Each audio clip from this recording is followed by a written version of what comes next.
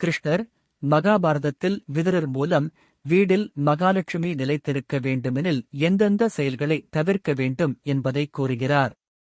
இதனை விதுர நீதி என்ற பகுதியிலே காணலாம்.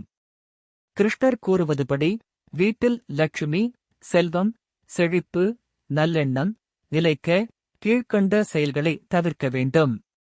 அழுக்காரமாக இருக்குதல். வீடு அழுக்காக உபயோகமற்ற பொருள்கள் நிரம்பிய நிலையில் இருந்தால் லட்சுமி வெளியேறுவாள். கோபம் மற்றும் வஞ்சகம் அதிகமாயிருப்பது. வீட்டில் சாந்தி இல்லாமல் கோபம், சண்டை, வஞ்சகத்தனம் நிலவினால் செல்வம் நீடிக்காது. 3 அதிகமான உறக்கமும் அலட்சியமும். அதிக நேரம் உறங்குவதை, கடமைக்கேற்ப செயல்படாமல் இருப்பதை கிருஷ்ணர் தவிர்க்கும்படி கூறுகிறார். சூரிய உதயத்திற்குப் பிறகு தூங்குதல். காலை நேரம் சிவப்பு வந்த பிறகு தூங்குவது செல்வ விருச்சிக்கு பாதகமாகும்.